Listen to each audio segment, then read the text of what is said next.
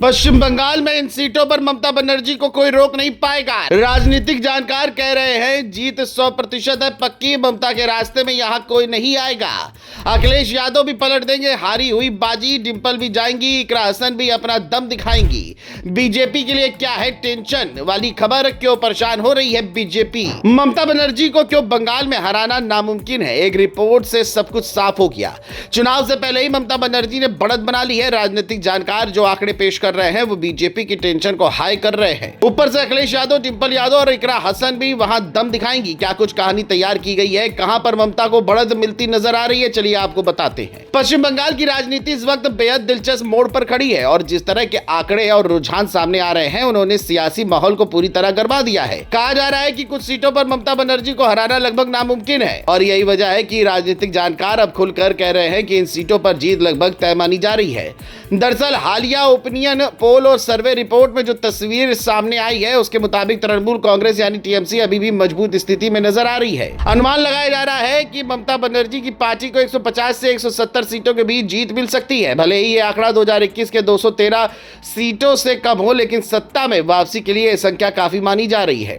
सबसे दिलचस्प बात यह है कि कुछ सीटों पर टीएमसी की पकड़ इतनी मजबूत बताई जा रही है कि वहां विपक्ष के लिए कोई खास मौका नजर नहीं आ रहा है। खासकर शहरी और कुछ ग्रामीण इलाकों में ममता बनर्जी की पकड़ अब भी कायम है। उनकी पारंपरिक सीट भवानीपुर को लेकर भी यही कहा जा रहा है कि वहां उनकी स्थिति बेहद मजबूत है। पिछली बार उन्होंने यहाँ बड़ी बढ़त से जीत दर्ज की थी और इस बार भी हालात उनके पक्ष में माने जा रहे हैं। लेकिन कहानी सिर्फ इतनी नहीं है, असली खेल उन सीटों पर है जहां मुकाबला बेहद कांटे का होने वाला है।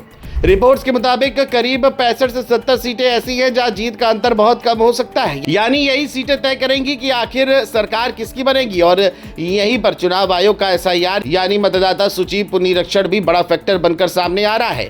कई जगहों पर नाम कटने और जुड़ने का मुद्दा भी सियासी बहस का हिस्सा बन चुका है। अब बात करते हैं बीजेपी की, जो इस बार पूरी ताकत के साथ मैदान में है। बीजेपी नेता शुवेंदु अधिकारी लगातार दावा कर रहे हैं कि उनकी पार्टी 177 से ज्यादा सीटें जीत सकती है।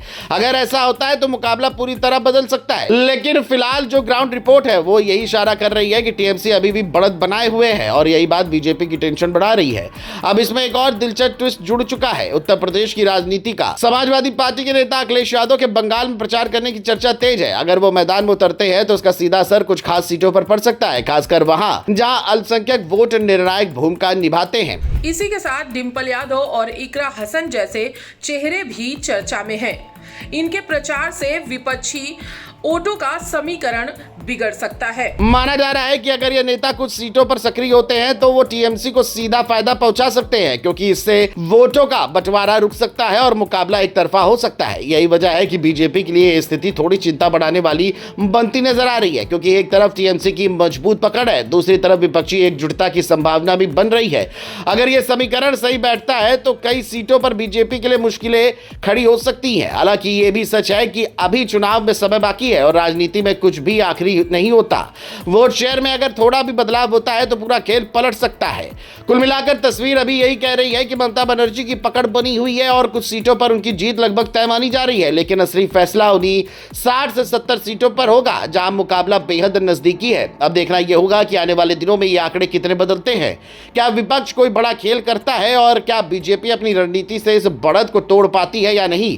फिलहाल इतना जरूर है कि बंगाल की सियासत में जो माहौल बना है उसमें हर दिन नया ट्विस्ट देखने को मिल रहा है और यही इस चुनाव को बेहद रोमांचक बना रहा है।